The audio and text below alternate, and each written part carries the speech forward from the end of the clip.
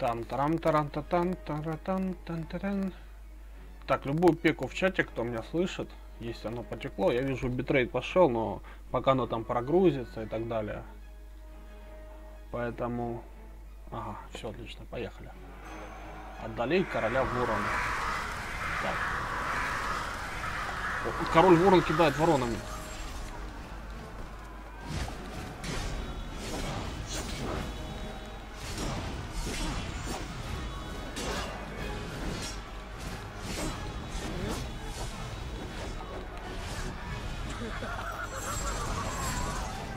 То есть это этап 1+2 сразу?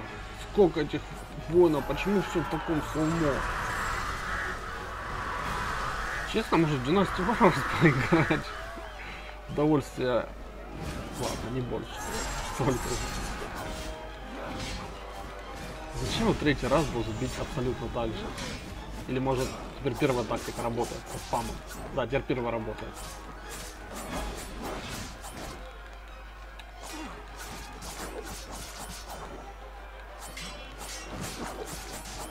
Я вообще не ощущаю тормоза. Смотрю просто на карту захвата эксплита, как будто там игра. Не эксплита, ну в общем в окно клевишки, просмотр эксплита, вот.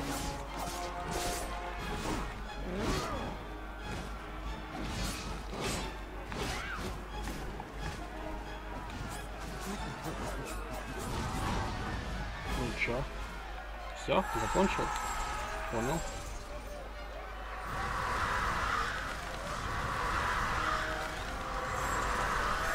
Ворону разбиваются быстро стойко, это понятно.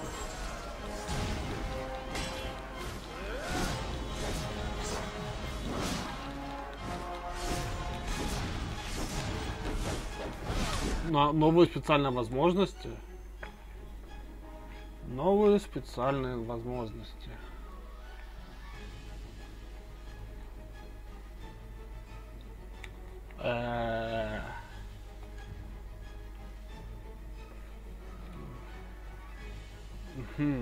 Ладно.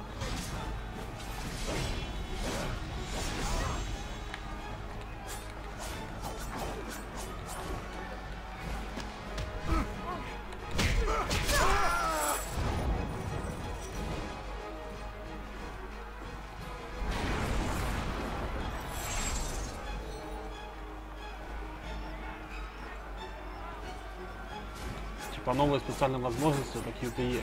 Ну окей.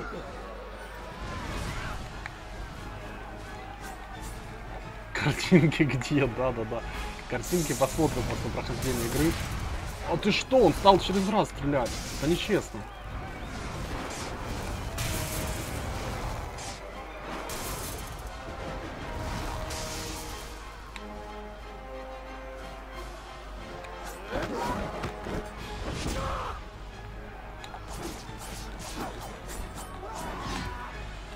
Там же 2 комикса было еще, ну, точнее 2 видео.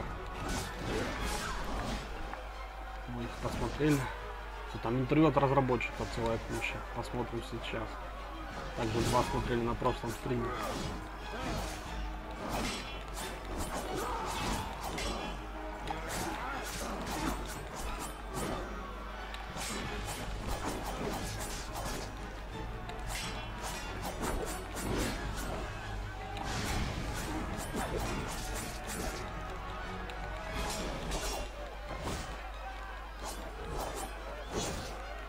Окей. Допустим, я промазал. Оу.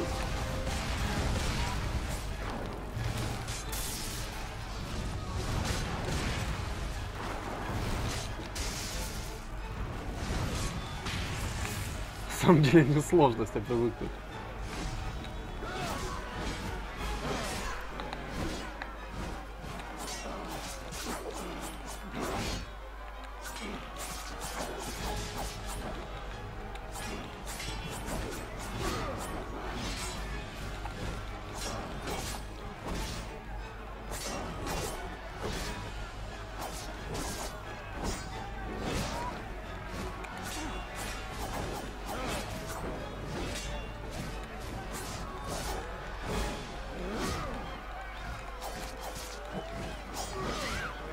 Ну сколько можно, вздыхай. Кому я рассказываю, что не сложно?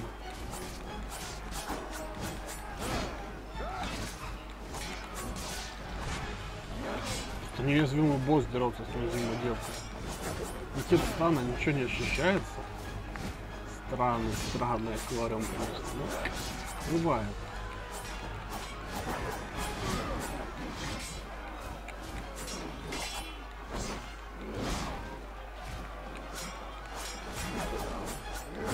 Я когда выбирал игру, заметил, что байонеты все-таки удалил, думал, может потом байонеты пройти. Там осталось 5 минут на самом деле. Можно игру добавить в список пройденных. Я ее уже удалил. Не будет байонеты.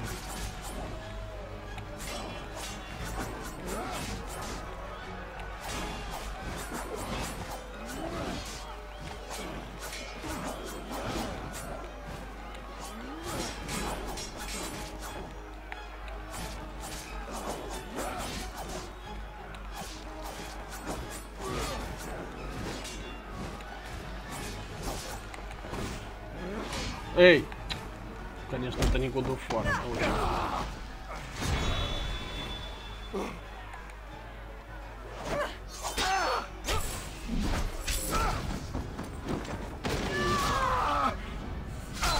Оу. Оу. Треугольник.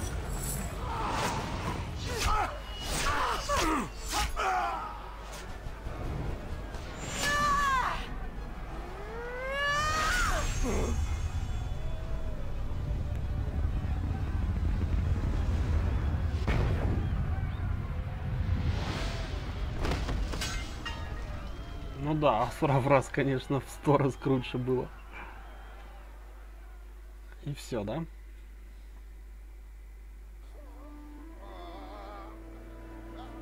Три звезды, круто.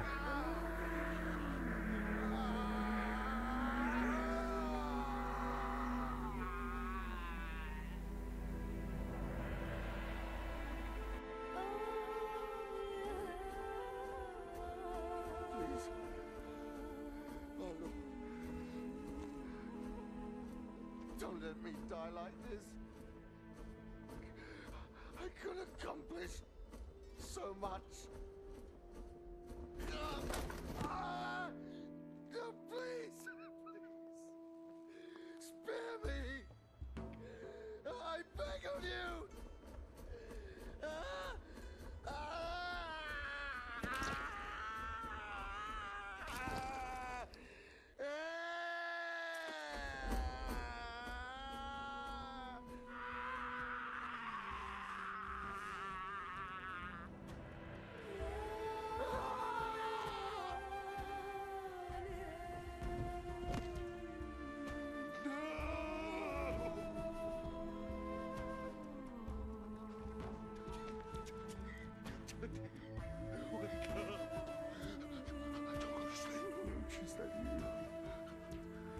My son.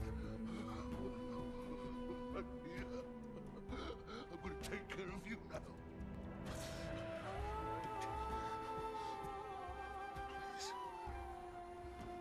Please let me take you home.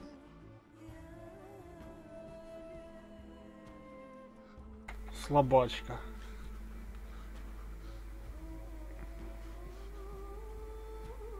Привет, Найл.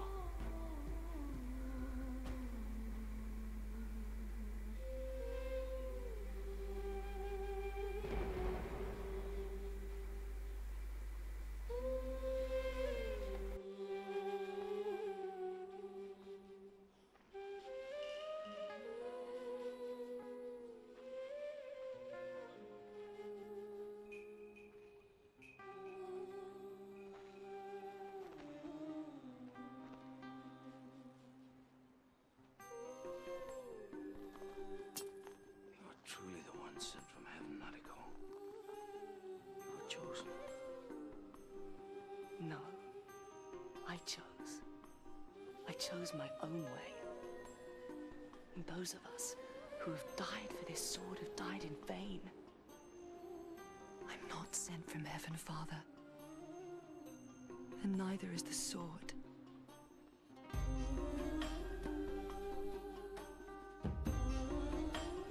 Ну, то есть место для продолжения все же есть. Например, вот этот мастер, хозяин.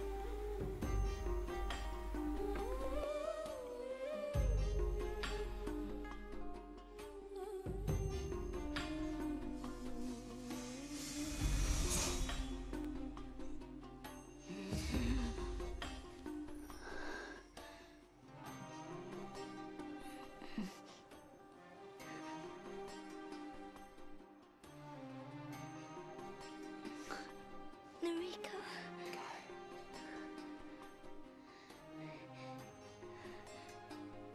Keep the sword safe. Hide it. Many people will try to take it from you. Will you do this for me? Yes. Yes, I will, Narika.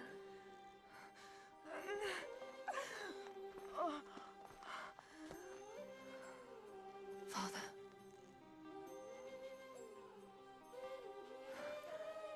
Take care of Kai. I will, I swear, Nariko.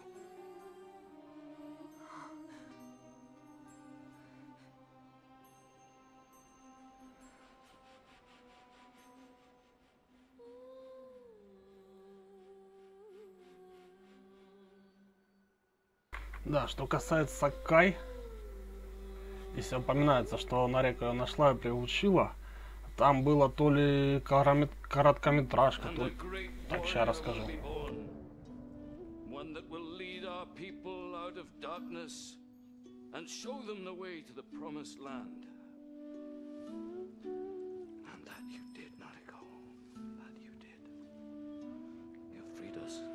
The promised land is here and now.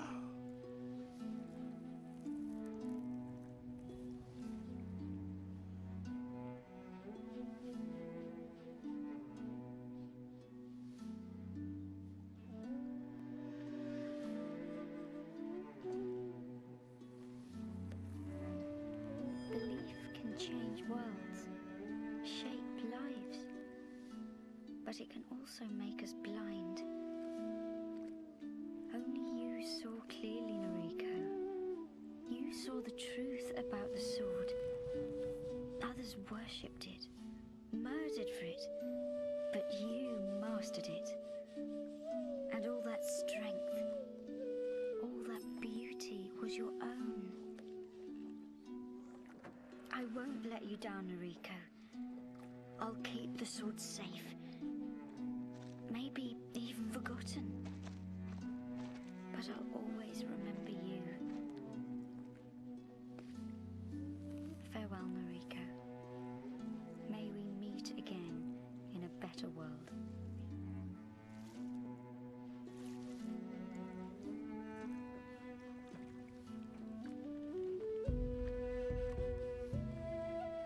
Да уж, мягко говоря, не зачет. В общем-то, упоминается в игре, что Нарику нашла эту Кай, приютила, она была бродячая и так далее. Была по этой игре то ли аниме, то ли полнометражка, то ли короткометражка, то ли комикс, я уже не помню где. Ну, короче, суть в том, что у них же мечом должен владеть только наследник, поэтому Нарику тут не признавали. Оказывается, отец Нарику колесил по всему миру и тупо насиловал женщин. У него этих наследников по всему миру, ну там сотни, и рождались у него одни дочки. И вот эта вот Кай одна из его дочек. Ну то есть получается сестра Нарику. Да, по традиции надо ставить хайп-дога, но это настолько не хайпово, что я поставлю пол хайп-дога. Вот так вот. Вот так вот. Во. Вот настолько. На больше не заслуживает игра.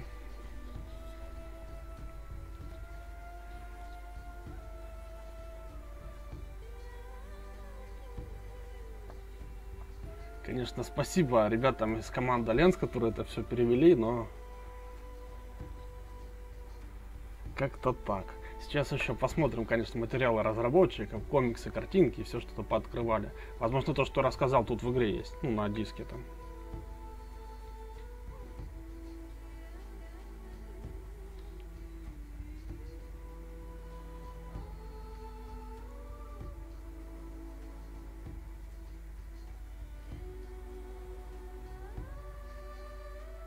Может проскипать тупо? Да, можно. Зачем мы это смотрим? Так, адский режим открыт. Ой, спасибо. Всегда мечтал. Так, я ему выключим. Продолжить игру, да? Нормальный режим, адский режим. А адский не выбирается. Он открыт, но он не выбирается. Наверное, надо выходить было, а не нажимать продолжение. То есть надо новая игра и адский режим. Боже мой. То есть в этой игре есть не адский, есть адский. Прикольно. Да, вот оно. Выбор главы, контрольная точка. Ну, идем, наверное, в дополнение, да? Анимация серии. Ну, киношки, вот эти комиксы, не знаю, сериальчики мы смотрели оба. Арт-галерея. Картинки. Картинки тоже смотрели до половины. Немножко поклацаем. Да, 2D-шная она очень клевая, конечно. Чтобы его выбрать, нужно пройти еще раз игру.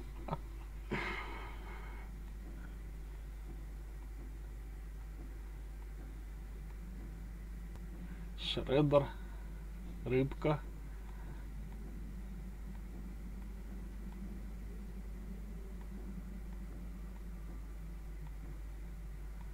Пушечка. Что там мы это все видели? Давай вниз клацать-то. Вот, и тут уже, наверное, не были. Да, тут не были. Начнем с мечика. О, нет. Само собой, все эти картинки наверняка где-то в скрине, Full HD, точнее, и в интернете можно найти. Не стоит проходить, чтобы открыть галерею. Концепты. В 2D реально все выглядит лучше. Но вот тут она обработана, да, она еще терпимая. Ну, хорошая почти. Так как ее звали, хвостатая. Ну, набросок карандашом просто клевый. Ну, тут ничего сложного нету. Тут грубые линии. Просто на ВТФ нарисовали. Типа концепты хотели сделать игров. Так, набей 89 звездочек, 90. Ну и для последнего рисунка 129. То есть надо все пройти на 3 звезды. Так, открытое видео. Ну, видео это заставочки из игры.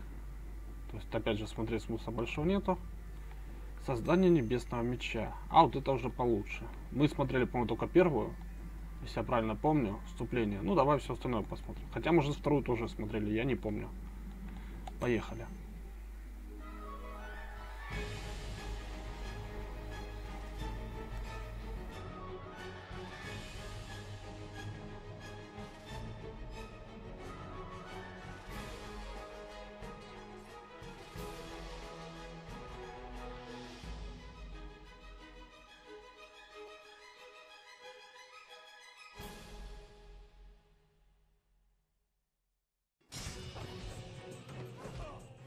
We've always been really excited by kung fu films and really over-the-top action movies.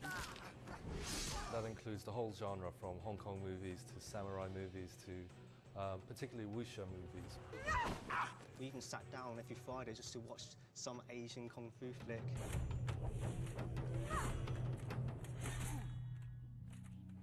We've got a really amazing concept artist, Alessandro Taini, who created the beautiful concept art that we have.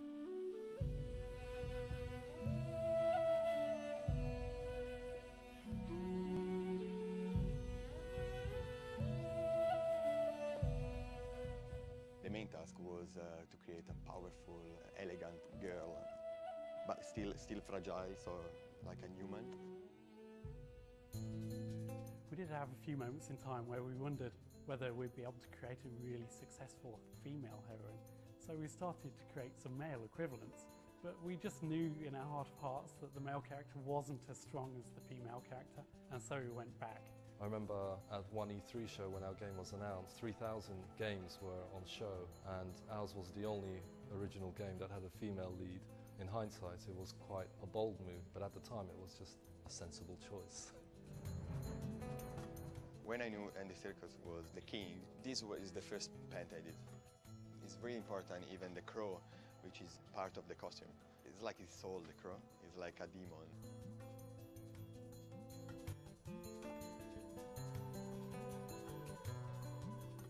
These are the first sketch for Kai, which is the other little girl. The most important thing about Kai is the animation. I wanted something look like a cat and moving like a cat. So this is Kai, the archer. Before we started any in-game animations, we did a little style test. In the PlayStation 3, we can use arcs and tangents, which is kind of just the way we animate. So we get smooth, organic movements. Before it would look, but now you kind of get deceleration and acceleration. So you get what we call squash and stretch, essentially, in the animation a little bit. When we first started developing Heavenly Sword, we knew it was going to be a next-gen console game, but at the time there wasn't even any development kit to begin working on. We had no real idea what the technology would be. We had no dev kits or anything, so we had to do educated guesses. We took into account Moore's law, which states that every 18 months processing power doubles, and started developing technology on machines that weren't capable of running that technology, hoping that the next generation consoles would catch up with us. When I compare the footage that we get from PlayStation 3 to the frames of the video footage we had back then, the PlayStation footage just looks way better than we could actually create. We can certainly have greater draw distances, we can add far more polygons than we could. When you play the game, the opening shot of Chapter 2, you can see for miles and miles, and it's literally that far in the game. We've got more particles in there, we've got more storage space for textures and things like that, so we can have a greater fidelity of the artwork. When you look at Noriko or Kai, they've got really beautiful skin shaders on them, so the skin looks very, very realistic. And that ties in with the facial motion capture that we've been performing, so that we get really believable expressions on their faces. This allows us to just create much more believable performances.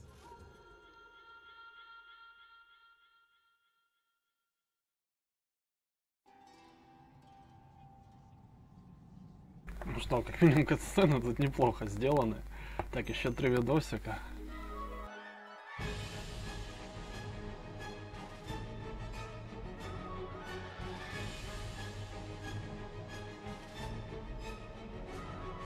Да, также стоит сказать, что игра весит, по-моему, 22 гигабайта, что в принципе достаточно много. Наверное, тут есть 3D картинка. Ну, кроме этого, есть еще вроде 10 выборов европейских языков. То есть немецкий, французский, ну и так далее. This girl, this beautiful girl, stands in my way. We're working with Andy Serkis, who you may know as Gollum from Lord of the Rings or Kong from King Kong. He doesn't only play one of the characters in the game, King Bohan, he's also our dramatic director. The job of dramatic director has been, it's quite wide-ranging. When you're casting, you have the conceptual artwork, so there's a pre-designed way that the character is going to finally manifest itself on screen, and yet you're trying to find the souls of these characters. Stop playing with her and kill the wretched girl! Oh, you poor little thing. Look! We cast a lot of theatrical actors because we knew that they had what the game needed, which was bold, interesting characters. Initially, I was a little bit confused because I don't understand much about the technology. You're very aware that you've got 60 cameras at all times picking up everything from every angle. I mean, there's no place to hide. And you think, well, so I'm a series of dots then. What they are doing is building up an entire virtual map of you and the emotional input and everything that you're giving them. And once you realise that, suddenly you think, well, this is a magic suit, because once I have this ridiculous outfit on, I can purely play and just have as much fun as I can possibly get out of it. Show me some action! The interesting thing about motion capture is how liberating it is for actors, because you can play anything. You're not restricted to your own physicality, your own face. You are allowed, using this medium, to go anywhere. Motion capture seems to really capture the essence of the movement, so much more than what a normal camera usually can. Technology nowadays does allow you to sculpt in the computer very similar to traditional sculpting. When you've seen the actors going through all these extremes of raising eyebrows and frowning, that kind of thing, we have to take that data and do versions of that ourselves. An angry face without these kind of wrinkle marks here on the nose and everything just isn't an angry face. It's only really with the PlayStation 3 development to allow us to have so many shapes to represent the skin, how it slides, how it wrinkles and creases. Stuart takes photos of us and photos of the animation of the character and superimposes them, and then takes what he wants of us and what he wants of the character, which works really nicely with like skin tone and things like that, so that then there's kind of an essence of you. What is your purpose, Noriko, exactly? To die valiantly? To shed blood for a worthless cause, perhaps? Well, whatever it is, it's over.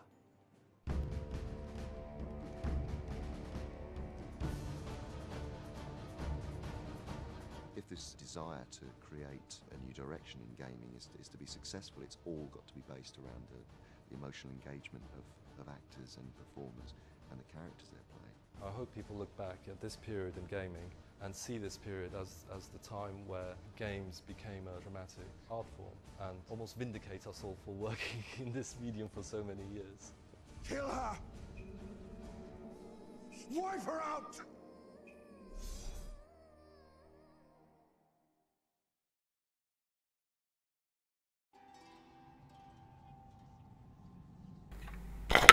Да, забавный момент, что актер, который сыграл этого толстяка, таракашку, также играл Горлума из «Властелина колец». Так, осталось 2 куска, и вроде связаны не с музыкой. Ну, уже досмотрим до конца, что есть, и будем что-то решать.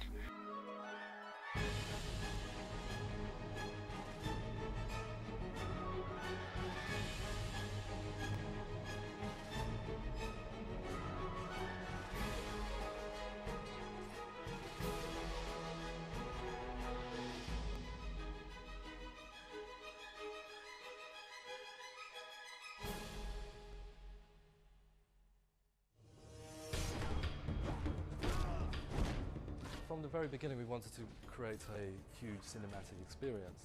Part of that was to create amazing sound effects and Foley. I think the sound effects are often the most overlooked area of game audio. They give the player the most information and the most connection with what the character's doing. We hired a Foley artist and we used him to generate all Ну да, все так же. sound materials. Или нет? There's a little bit of everything here, meaning junkyardish. Every element you could possibly think of is here. Me and Marco have gone for runs out to flea markets and big garbage dumps, and we look for things that would work for the video game. The best person to be attached to this project would be Marco. He's worked on hundreds and hundreds of films. This is just a small portion of the props that we have. We've got metal buckets, we've got shackles, water effects, any kind of clothing that might need rustles or different kinds of jackets, different types of metal, gates, any kind of a sound we have. With a movie, you're starting with a little bit of something and then you either add to it or you sweeten something or you replace it. With a video game, you need to do everything. If you don't make it, you don't have it. We get movies from Tom, and we'll put it up on the screen in the Foley room, and we'll play it back a few times and see the motions that she's doing. A lot of the times they're not rendered completely, so we're dealing with some raw footage. And so I'll ask Tom, is she on stone, is she on dirt? We look at what is occurring in that actual movie, and we act out those sounds in front of a microphone. Nice. There'll be a list of things that we need to do. So if we have to run to a junkyard to find some big pieces of wood to throw around, or we have to run to a supermarket and buy some celery for bone breaks. I think watermelons are pretty overrated. A lot of people think they give you all this wonderful sound, but you hit a watermelon with a mallet and you get a half-a-second sound that doesn't have any kind of an implosion sound. Well, we want something that sort of tears at the fiber of the item and just sort of rips it apart. Some of the more challenging things, I think, is some of the sword elements. The sword's not just a weapon, it's kind of a character in its own right. It's the thing that we want to use to make the player feel the most powerful. We brought swords to Heavenly Sword that we got from Crouching Tiger. In Crouching Tiger, we actually did a pass at the beginning where we used crowbars and bats and all these different things, and Ang Lee came in and goes, you know what, we need swords. A challenging part of the game is the variation. Tom will ask for 2 or 3 different sword sounds. So if she's unsheathing her sword, there's going to be 20 or 30 of those sounds, so that you don't hear the same sound 30 times in a row. There's a chain sequence that happens with her sword when she uses it throughout the game. It's unique to Heavenly Sword. We went out and bought as many chains as we could, pulling back the chains, throwing them around, jumping up and down. I think we even threw on a tape measure for the extension sounds that we had. PlayStation 3 is a surround sound environment. Most films don't even go that far. It just adds to the fantasy of playing the game. Your senses are being pulled one way and another. We're trying to make it as an intense an experience as possible without making the player feel, whoa, that's not real. The more challenging the sounds are, the happier we are. And if we can convey that in the game and everybody's happy, then we did our job. And it makes it that much more exciting and happier.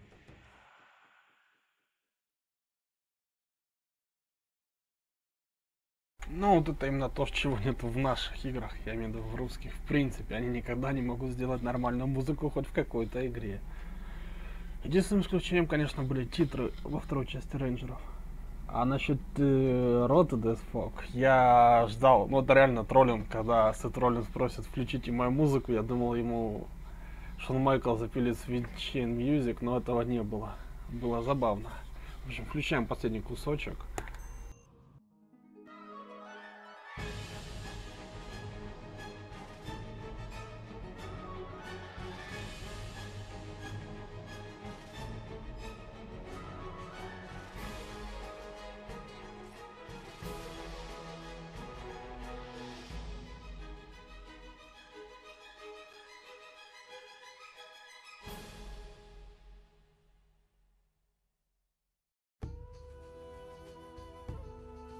Like Nariko herself, who represents strength and vulnerability, we wanted to approach music in a similar way.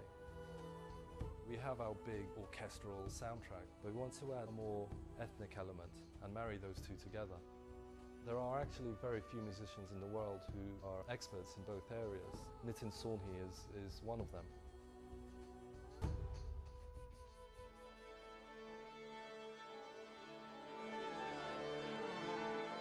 What we're trying to do is get together all of the music that I've programmed, but get it together in an orchestral way with the Prague Philharmonic. The most important thing with each of these pieces is to follow the feeling and the mood of what's coming out. This is the first time where I know that very few of the orchestra really speak fluent English, so there's a time lag working through an interpreter. But what's incredible about good orchestras is they require very little rehearsal time just because of the experience that they've got.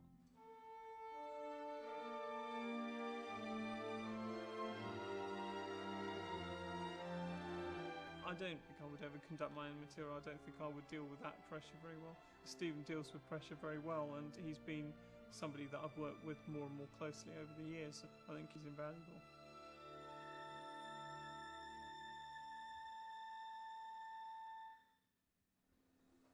Thank you. Very good.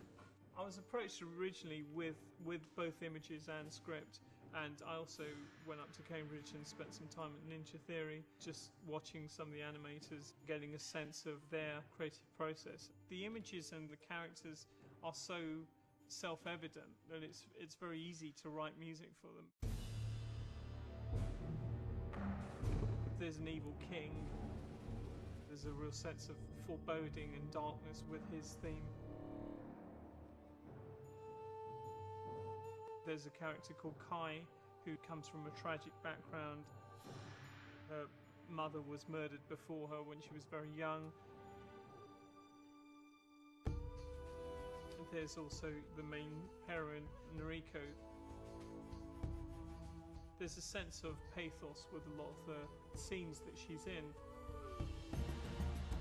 In combat situations, the music tends to be quite epic and has a lot of power to it. There's parts which involve Indian classical music. Sometimes Western classical orchestras are not so used to music that's completely rhythmically based. You have to really get into thinking beyond what is just written. Okay, this rhythm is from an Indian classical time cycle. So it's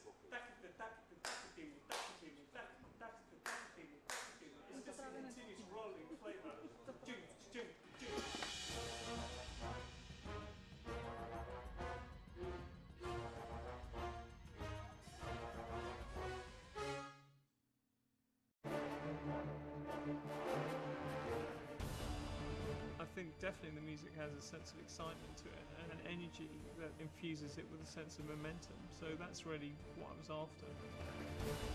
To me now, PlayStation 3 and Heavenly Sword have kind of produced something that is more like an interactive film. But, you know, I never really thought it could get to this level.